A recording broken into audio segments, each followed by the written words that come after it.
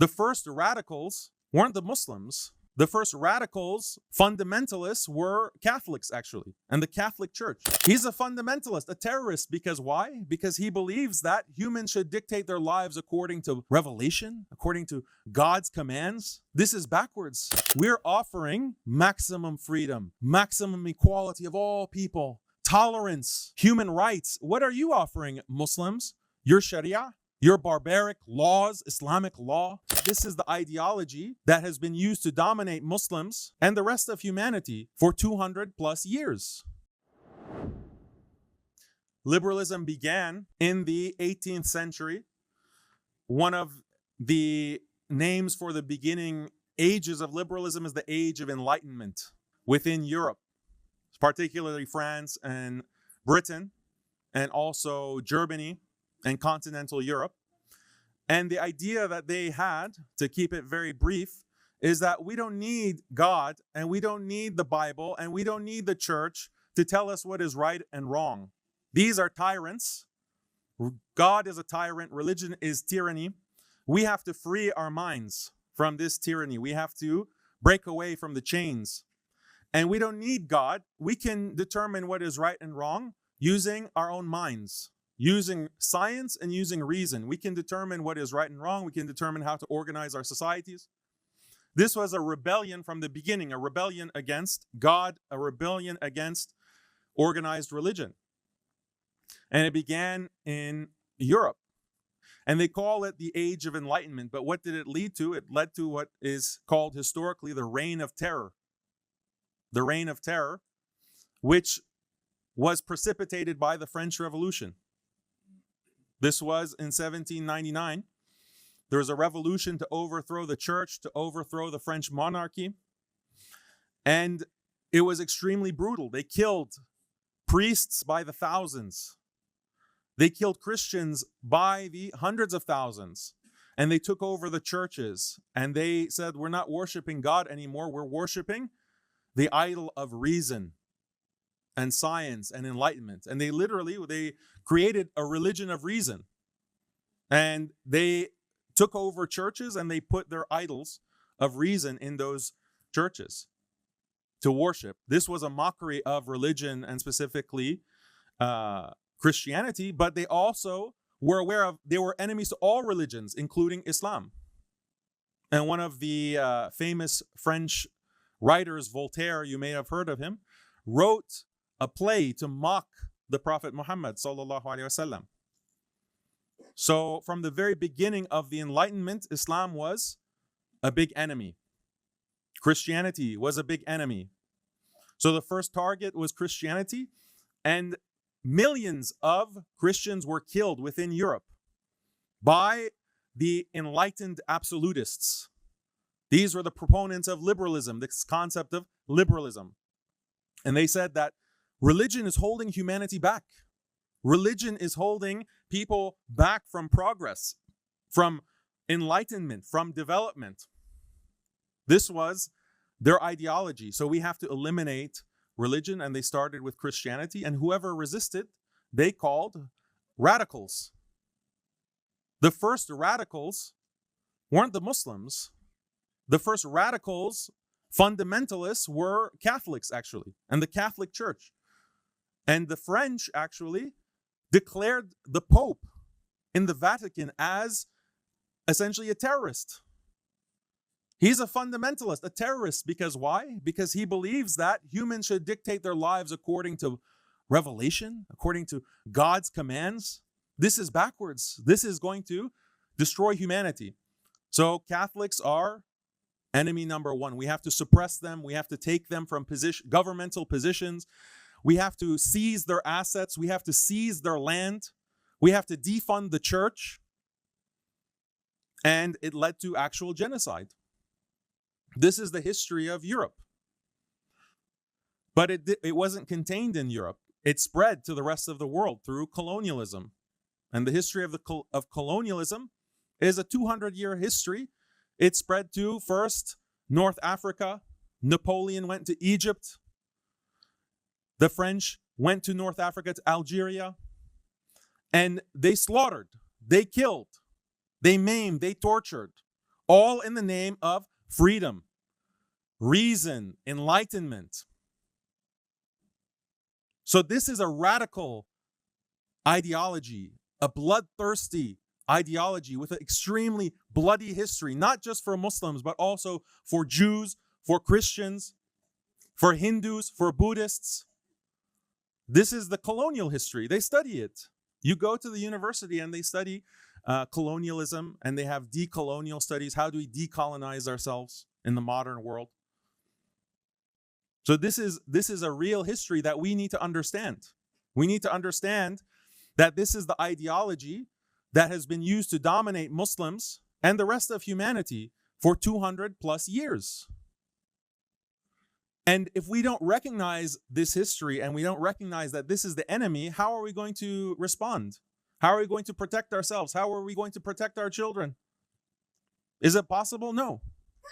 If you don't know the enemy, how can you protect against the enemy?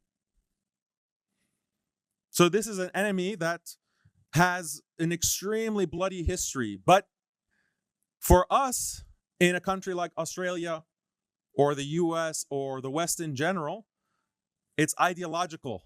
It's brainwashing. It's taking Iman out of our communities, slowly but surely.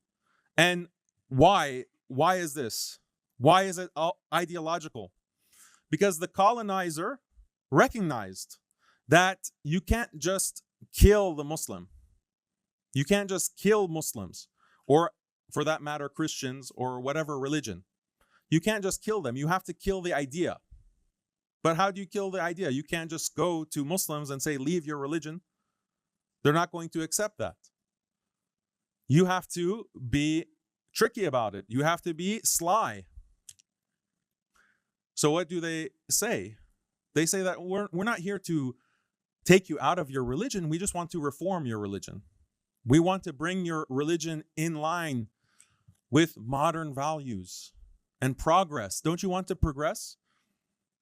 Don't you want to adopt human rights? Who rejects human rights? Who rejects women's rights? Who rejects freedom and equality? These are values that everyone has. So we don't want you to leave your religion. We just want you to reform your religion. And unfortunately, many fall for this. Many religions fall for this. And that's why we see Christians who have become so liberal and they've abandoned so many of their previous values and practices and beliefs. Same with Jews and Hindus and Buddhists, Sikhs. Many of the things that Muslims and Islam is criticized for today are found and were found in all of these other religions and in their books.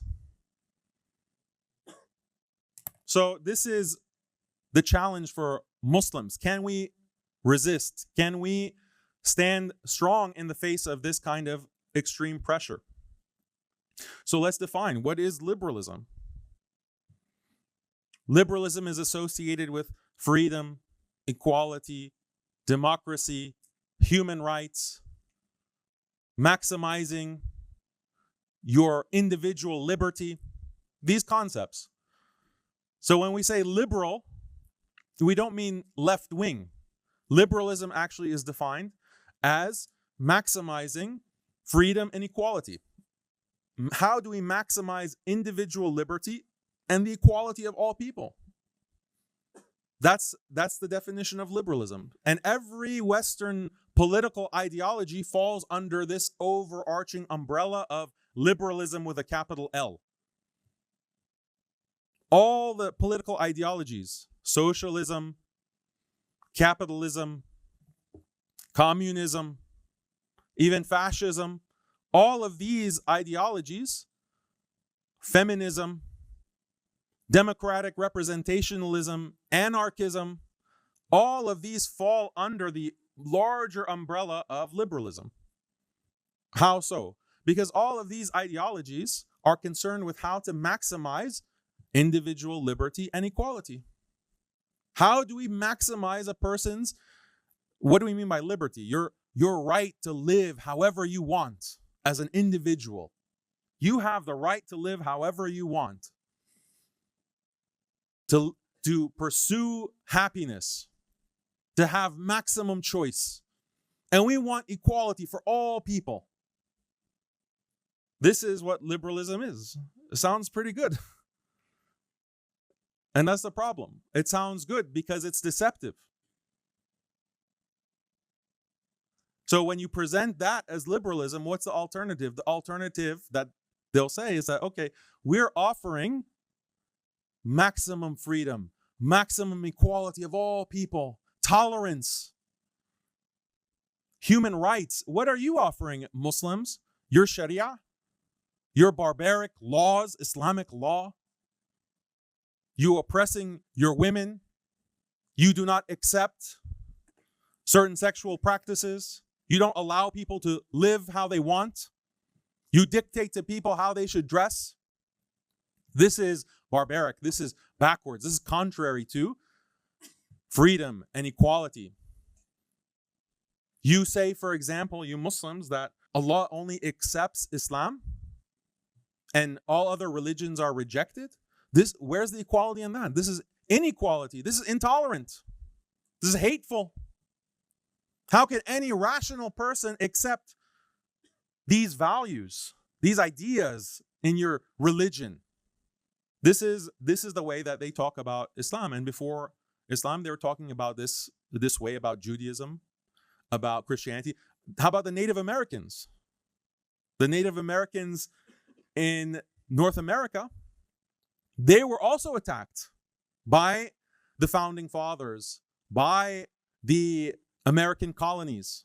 They were not only genocided as a people, their religion was also attacked. Did you know that the Native Americans practiced polygyny, having multiple wives? They were attacked for this, and look at these savages. They practice polygyny. One man with multiple wives. What could be more backwards and anti-woman than this? So they use the same kinds of arguments for multiple different religions.